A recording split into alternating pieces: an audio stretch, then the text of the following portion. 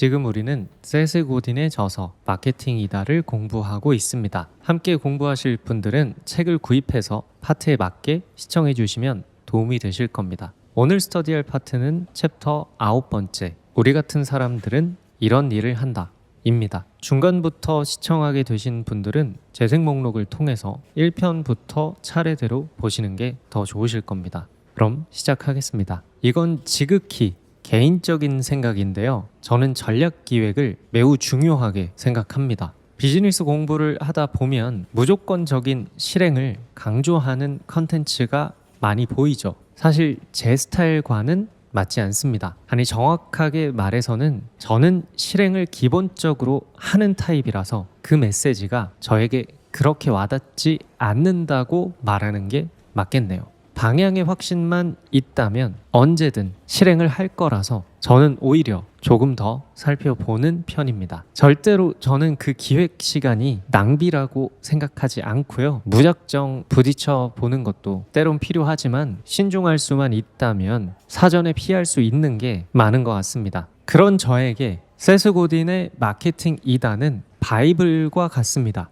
굉장히 잘 짜여진 병법서 같달까요? 아마 어떤 분들은 뜬구름 같은 소리라면서 작정하고 비판하실 수도 있지만 이 책이 이렇게까지 찬사를 받는 이유가 분명 있다고 생각하고 적어도 저는 그 가치를 알고 있다고 판단합니다. 저자의 통찰력이 대단해서 문제지 부족한 문제는 아니라고 생각합니다. 물론 이런 저의 생각에 대한 동의 여부는 여러분들의 자유이기 때문에 존중하겠습니다. 지금까지 총 10개의 영상을 시청하셨는데 좀 어떠셨나요? 마케팅은 변화를 일으키는 일이라는 저자의 주장을 구체적으로 이해하게 되셨을까요? 아니면 반감이 오히려 커지셨나요? 아마 이해가 빠르신 분들은 여기까지만 시청하셔도 대충 어떻게 기획해야 하는지 감이 오실 겁니다. 세스 고딘은 말을 어렵게 하지만 반복적으로 말하는 걸 중요하게 생각하는 사람이거든요. 직접 자신의 글에서 그 의사를 밝힌 적도 있습니다. 책을 직접 구입해서 읽어보셨다면 어느 순간부터는 계속해서 같은 주장을 반복하고 있다는 걸 느끼셨을 거예요. 저자는 그렇게 조금씩 독자가 더 이해할 수 있게끔 이끄는 스타일입니다.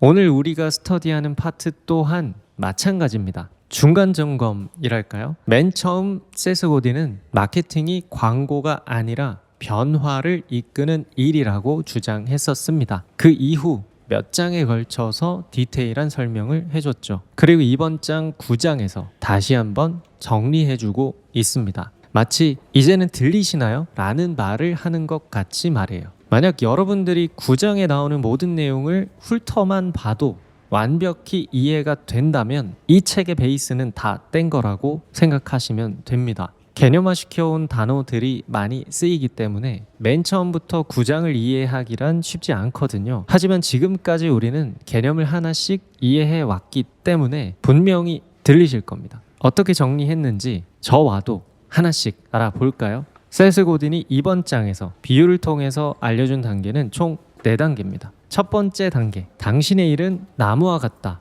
그 뿌리는 꿈과 욕망이라는 흙 속에서 살아간다. 모두의 꿈과 욕망이 아니라 당신이 섬기고자 하는 사람들의 꿈과 욕망 말이다. 사실 전 식목에 대해서는 잘 모릅니다. 비유이기 때문에 말뜻만 잘 이해하면 될 것 같아요. 첫 번째 단계에서 우리가 먼저 인정해야 할 부분은 마케팅은 제품이 나온 후 혹은 브랜드가 기획된 후에만 이루어지는 단편적인 일이 아니라는 겁니다. 마케팅은 제품 기획 전, 아니 사업 기획 전, 브랜드 기획 전 가장 초기 단계부터 시행되어야 할 일인 거죠. 뿌리 내릴 흙을 신중하게 선택하는 일부터 마케팅인 것입니다. 세스 고딘이 말하는 흙은 섬기고자 하는 사람들의 꿈과 욕망입니다. 여기서 섬기고자 한다는 말뜻은 브랜드의 대상이 되는 사람들을 착취하지 않겠다는 다짐을 의미하죠. 즉 똑똑한 마케터가 되기 위해서는 고객 중심 사고가 전제여야 한다는 뜻이며 섬김이라는 단어를 활용함으로써 공급자의 태도를 고객 관점으로 완전히 뒤바꾸고 있는 것입니다.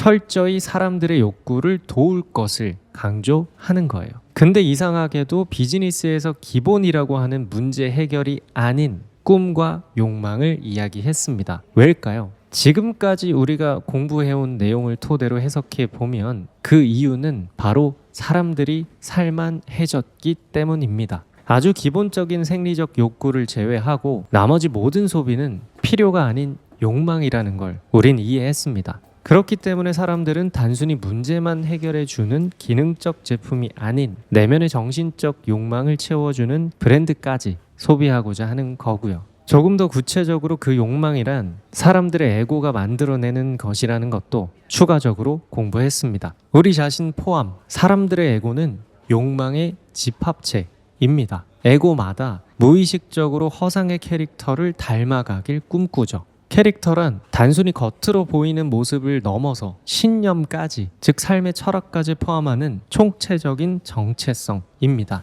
반골 기질이 있는 사람은 반골 기질이 있는 것이 아니라 그 사람의 에고가 반골 기질이 있는 사람을 모방 모델로 선택했기 때문에 에고의 무기인 감정 조종에 이끌려 특정 자아상을 선택하게 된 겁니다. 능동적이라고 생각할 수 있지만 우린 사실 수동적입니다. 에고가 꿈꾸는 자아상이 프로그래밍 되어서 살아가는 거죠. 심지어 에고는 감정을 조종하기 때문에 자아상과 닮지 못한 현실의 자신을 발견했을 때 엄청난 괴로움을 느끼게 합니다. 이걸 현타라고 불러도 무방합니다. 반대로 꿈꾸는 자아상과 조금이라도 닮아갈 경우 엄청난 행복감을 느끼게 됩니다. 이것이 우리 내면의 욕망입니다. 이것이 저자가 말하는 사람들의 꿈과 욕망이에요. 이게 왜 있는지는 신만이 알 겁니다. 에고가 선택한 특정 페르소나가 되려는 거. 현대의 브랜드 소비 목적은 이것뿐입니다. 돈을 아껴서 어떻게든 1원이라도 저렴한 주유소를 찾는 행위도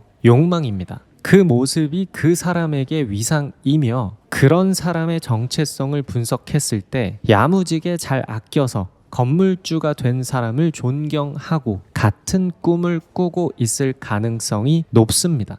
요즘 똑똑한 마케터는 이 사실을 아주 잘 이해하고 있는 거예요. 여러분도 그 관점으로 세상을 한번 둘러보세요. 안 보이던 것들이 보이고 이해하지 못했던 것들이 이해될 겁니다. 그리고 이런 사실도 알게 되실 거예요. 사람들의 꿈과 욕망이라고 하는 에고가 꿈꾸는 페르소나가 하나의 모습은 아니구나. 정확하게 보신 게 맞습니다. 군대 훈련소에서 가장 먼저 하는 일이 머리를 밀고 똑같은 옷을 입게 하는 겁니다. 정체성을 없애고 하나의 목표를 바라보게 하는 거죠. 하지만 군대에서 전역하게 되면, 아니 상병만 되더라도 각자의 개성이 표출됩니다. 요즘은 어떤지 잘 모르겠네요. 아무튼 훈련병 때는 구분할 수도 없었던 사람들이 서로 다른 모습을 띠게 됩니다. 누구는 남자다운 카리스마, 누구는 부드러운 매력, 누구는 친화력, 누구는 독립성, 누구는 예술가, 누구는 까칠이, 누구는 돈. 바로 이것이 각자의 에고가 지향하는 페르소나의 모습입니다. 사람은 자신의 에고가 추구하는 페르소나가 되기 위해서 해당하는 모든 행위, 말투, 옷, 음식, 브랜드 등을 수집하고 소비합니다. 이런 현상은 우리 사회, 그리고 더 넓게 전 세계에서 쉽게 찾아볼 수 있습니다. 다양성, 이 단어를 받아들이지 못한다면 첫 기획부터 많이 힘드실 거예요. 우린 똑같은 사람입니다. 하지만 서로 다른 세상에 살고 있습니다. 저자는 그걸 바로 각자의 내러티브라고 부르고 있는 거예요. 아마 같은 동네에 살더라도 페르소나가 전혀 다르다면 평생 관심도 없을 가능성이 높습니다. 서로 존재하는지조차 모를 수도 있어요.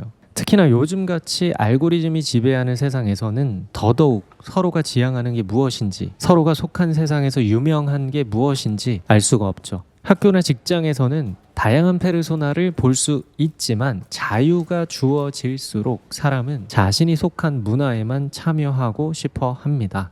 관련해서 사회 문제도 있지만 요즘은 채용도 브랜드가 지향하는 페르소나에 맞는 사람들만 뽑으려 하기 때문에 직장 내에서의 다양성은 앞으로 어떻게 될지 잘 모르겠네요. 아무튼 그렇기 때문에 마케팅을 하려는 우리는 가장 첫 기획부터 신중해야 합니다. 사람들의 꿈과 욕망을 이해하고 브랜드의 대상이 될 특정 페르소나를 신중하게 선택하는 것이 우리가 가장 처음으로 해야 할 일이에요. 이때 제가 지난 스터디에서 드린 팁은 이거죠. 그래도 사업적으로 의미가 있어야 하기 때문에 규모가 어느 정도 있고 앞으로 몇 년 이상 성장 가능성이 있는 특정 페르소나 문화를 선택하는 것. 해당 페르소나를 꿈꾸는 사람들이 잠재적으로 최소 5만 명은 넘어야 의미가 있을 겁니다. 1000명 정도는 우리 팬으로 만들어야 하기 때문에 미니멈 5만 정도인 거예요. 그 이상으로는 사실 클수록 좋겠죠. 단 그 기준이 하나의 문화이긴 해야 합니다. 큰 게 좋다고 대중이 있다고 믿어버리면 어려움이 많으실 거예요. 문화마다 크기가 다르기 때문에 잘 고려해야 한다는 의미로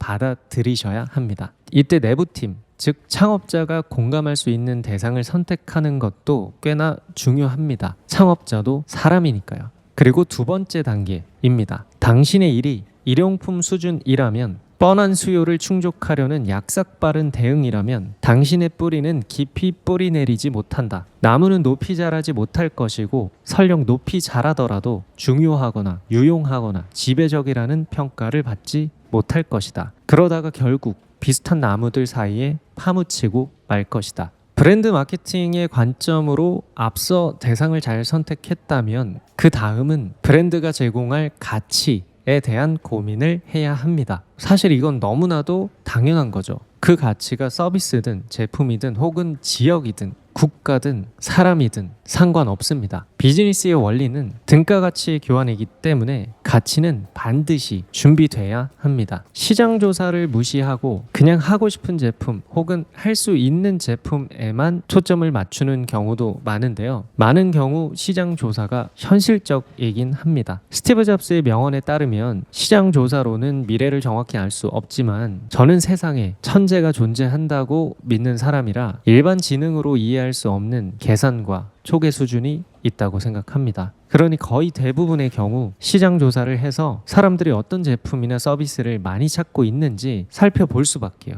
선정한 타겟 문화가 구매할 만한 제품 또는 서비스 중에 성장 가능성이 있고 규모도 크고 도전해볼 만하고 내가 조금이라도 공감할 수 있는 걸 최대한 찾아서 큐레이션하는 게 최선이라고 생각합니다. 뭘 할지 골랐다면 너무 다르게 말고 살짝만 다르게 기획해서 차별적으로 포지셔닝하는 게 좋고요. 여기서 살짝만 다르게 할 때 중요한 건 타겟 문화의 정체성일 겁니다. 기능이 좋다고 해서 무조건 좋은 건 아니니까요. 제품이나 서비스는 상향 평준화해 놓되 타겟 문화의 정체성을 잘 고려해서 디테일의 고객 경험을 만드는 사람들이 프로인 것 같습니다. 극단적 미니멀리즘을 추구하는 사람들에게 맞는 텀블러를 기획해 본다고 생각해 보세요. 아마 같은 텀블러여도 디테일이 많이 다를 겁니다. 이런 방식으로 대상에 맞게 수요가 검증된 제품이나 서비스를 살짝 다르게 기획할 줄 알아야 합니다. 이걸 그냥 브랜딩이라고 불러도 좋아요. 브랜딩은 마케팅 목적으로 브랜드의 페르소나를 입히는 모든 일이고 이건 그에 해당하는 일이니까요.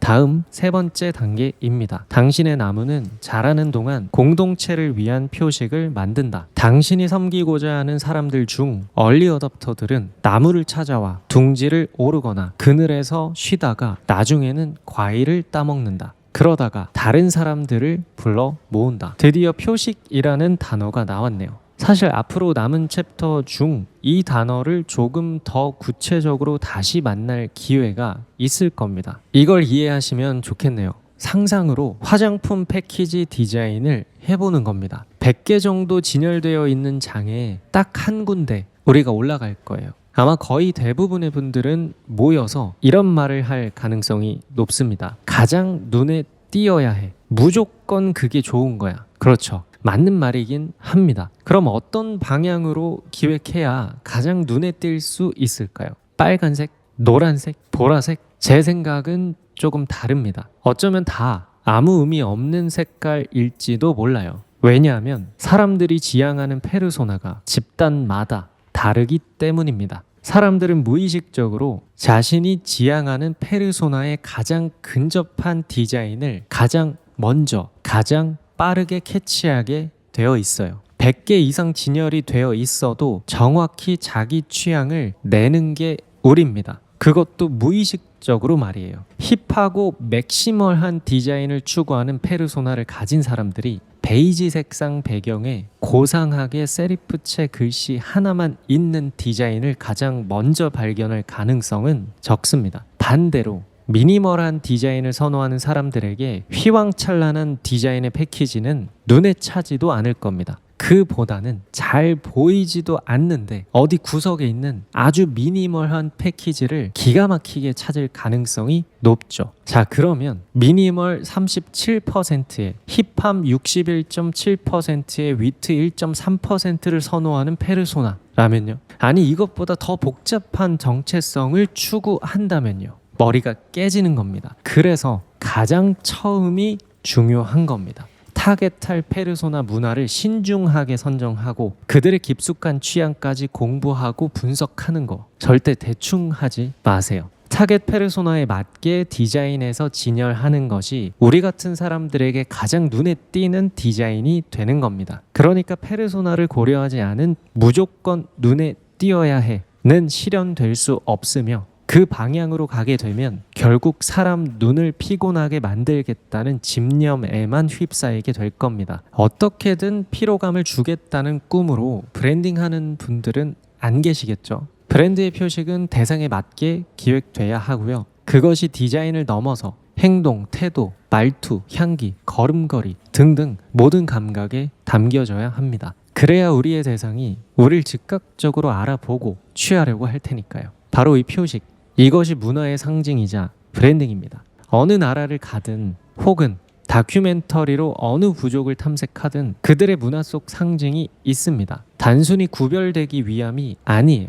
그들이 꿈꾸는 페르소나를 느끼게 하는 예술 활동이죠. 브랜드도 예술을 합니다. 목적은 사람들의 욕구 충족을 돕기 위해서고요. 객관적으로 브랜드가 사람들의 욕구 충족을 돕는 이유는 영리적 목적이 맞습니다. 저는 자신의 일인 비즈니스를 잊고 진심만 강조하는 사람들을 오히려 더 신뢰하지 않아요. 자, 이렇게 모든 준비가 끝났다면 다음 목표는 진정한 팬 1000명 모으기입니다. 급하신 분들께는 정말 죄송하지만 최소한 타겟 페르소나 문화에 거의 100% 가까운 사람들 1000명 정도를 맨 처음에 꼭 우리 브랜드의 팬으로 만들어야 합니다. 브랜드의 첫 목표죠. 팬덤은 팔로워가 아니라 실제로 우리 브랜드를 이야기하고 옹호하는 사람들의 수이기 때문에 어렵고 시간이 들 거예요. 최소 몇만 명 이상은 우리 브랜드를 겪어야 가능한 일이라 그런 건데요. 그래서 처음에 집중하셔야 합니다. 이 과정에서 제가 팁을 드렸죠. 스몰 비즈니스라면 제품 판매와 함께 컨텐츠 마케팅과 CRM을 적극적으로 활용하시면 좋으실 겁니다. 브랜드의 인지도를 컨텐츠 마케팅으로 최대한 늘리고 오신 고객분들께 페르소나에 맞는 최상의 고객 경험을 제공하고 만족하신 고객분들이 떠나지 않도록 디테일하게 고객 관계를 관리해야 한다는 이야기인데요. 이건 직접 해보시면 어떤 의미인지 이해하실 겁니다. 팬덤 고객 리스트가 내부에 그래도 있긴 해야 돼요. 영업사원처럼 말이죠. 만약 팬덤 고객 리스트가 없다면 최소한 팬덤이 모일 수 있는 구조라도 있어야 합니다. 진정한 팬 1000명을 위해서 노력하다 보면 과정 중에 실제로 입소문이 이루어질 겁니다. 사람들이 알아서 우리 브랜드를 옹호하고 자랑하는 거죠. 이 행위의 실체는 사실 우리 브랜드를 자랑하는 것이 아닌 본인이 우리 브랜드를 소비함으로써 자신이 지향하는 페르소나에 가까워졌음을 공표하는 위상 행위입니다. 동네 카페여도 마찬가지예요.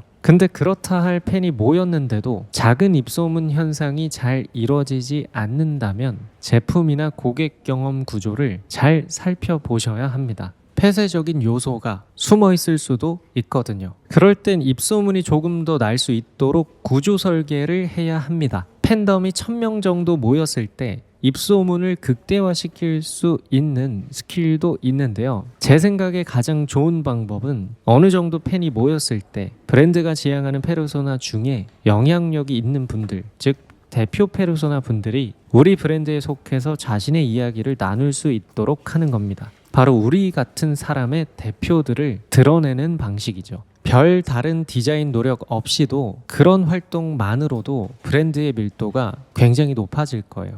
이 스킬은 세계 어디에서나 통하는 듯 합니다. 지금 단순히 고객 리뷰만 캡처하거나 인터뷰하시는 상황이시라면 입소문 나기는 쉽지 않을 거예요. 제품 PR은 잘 될 거고요. 제 생각에 그 활동이랑 병행해서 대표 페르소나를 인터뷰하고 세계관에 대한 이야기를 추가로 더 해보세요. 장기적으로 그게 더 효과적일 겁니다. 다음 마지막 4번째 단계입니다. 당신이 계획을 잘 세웠다면 나무는 계속 자랄 것이다. 주위의 시야를 가리는 다른 나무들이 없어서 햇빛을 잘 받기 때문이다. 당신의 나무는 자라면서 사람들을 나무 주변으로 불러 모을 뿐 아니라 가장 높은 위치에서 다른 비슷한 나무들의 헛된 노력을 저지한다. 시장은 승자를 좋아한다. 우리의 노력으로 팬 1000명 정도가 모여서 그들이 우리 브랜드를 옹호하고 자랑한다면 이후부터는 긴장이 형성될 겁니다. 바로 이때가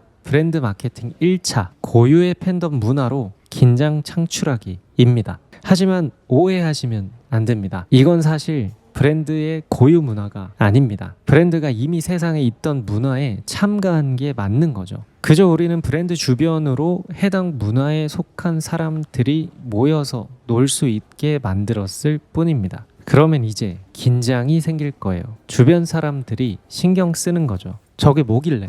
라고요. 누가 가장 먼저 신경 쓸까요? 네, 맞습니다. 우리가 타겟한 페르소나의 100%까지는 아니어도 그 문화에 속하기는 하는 사람들이 긴장이 형성됐을 때 가장 먼저 신경 쓰는 사람들일 거예요. 사실 처음부터 신경 쓰였겠지만 100%는 아니어서 참여하지 않았었는데 이제 분위기가 조금 바뀐 거죠. 작은 문화로 긴장이 생겼으니까요. 어느 날부터 갑자기 그들이 나는 원래부터 이 브랜드 좋아했었어 라고 말을 바꾸기 시작할 겁니다. 이때 브랜드는 1000명을 넘어서 해당 문화 전체로 퍼지게끔 문화 안에 속하지만 조금은 달랐던 사람들까지 한 집단씩 확장해서 마케팅을 하면 좋습니다. 이게 바로 브랜드 마케팅 2차 문화 전체로의 확장입니다. 제가 지금까지 흥망성쇠를 거쳐서 공들여 만들어 온 이렉타르라는 브랜드는 한 7년 정도 됐는데요. 현재는 2차인 문화 전체로의 확장 단계에 접어든 것 같습니다. 사실 더 공격적으로 전개해도 되지만 급하면 체할까 걱정이 돼서 완급 조절을 하고 있습니다. 중장기적으로는 다음인 브랜드 마케팅 3차 단계 대중으로의 확장이 될 텐데요. 세스 고딘의 주장에 따라서 2차인 문화 전체로의 확장 단계에 몇 년간 집중하면 3차 단계로 진입이 가능한 것으로 알고 있습니다. 10년이 넘게 잘 전개한 브랜드들을 분석해보면 3차 단계를 통해서 그 분야 하면 그 브랜드라는 대중의 인식이 형성되더라고요. 물론 자본이 많은 팀이나 기업은 돈이나 네트워크로 그 기간을 엄청나게 단축할 수 있겠지만 끝날 때까지는 끝난 게 아니기도 하고 스몰 비즈니스인 우리에게는 조금 남 이야기이기도 하죠. 시간이 절대적으로 필요하긴 한 것 같습니다.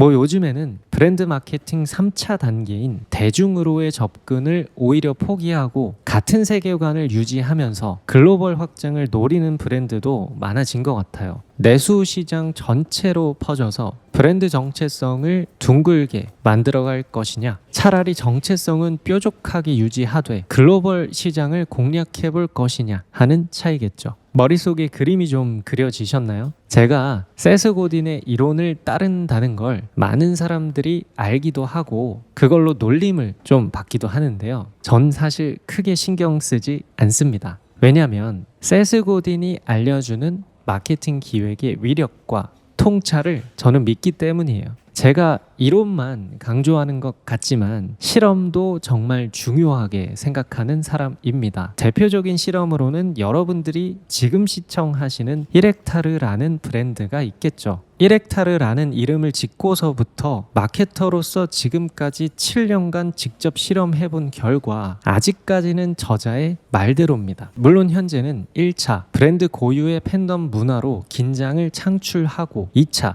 문화 확장 단계 초입까지의 경험이고 중장기적으로 3차를 어떻게 갈지 고려 중입니다만 아직까지는 세스 고딘의 이론을 도입한 실험 결과가 훌륭하다고 생각합니다. 저자가 원래 디테일한 건 잘 안 알려줘서 실험하는데 고생을 좀 했지만 그건 제 개인의 노하우 같은 거고, 저의 실험을 바탕으로 큰 틀에서는 세스 고딘의 이론이 최상급이 맞다고 판단합니다. 앞으로 제가 어떻게 움직일지 저도 모르겠지만 3차 단계도 구조대로 실험할 가능성이 높겠죠. 전 사람이 충분히 간접 경험을 통해 배울 수 있다고 생각해서요. 충분히 공부하고 실험해 보는 게 현실적이라고 생각합니다. 무조건 실행하는 건 위험한 것 같아요. 자, 시리즈는 앞으로 계속 이어질 거고요. 이제 스터디한 파트 중 몇 개의 문장을 읽고 마무리해 보겠습니다. 내용이 더 궁금하신 분들은 세스 고딘의 마케팅이다 책을 직접 구입해서